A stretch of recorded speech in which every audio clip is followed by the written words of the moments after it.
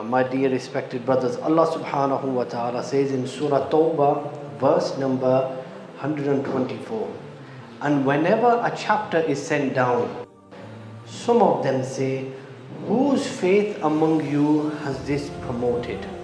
So it has promoted the faith of the believers and they are rejoicing.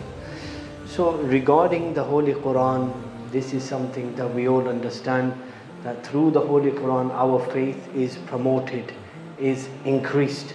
Sayyidina Ali radiallahu anhu, he said, when faith enters the heart, a light white is basically appears on the heart like a dot. So there's this white light that appears on the heart like a dot. As the faith is promoted and increases, the whiteness increases until the whole heart is enlightened.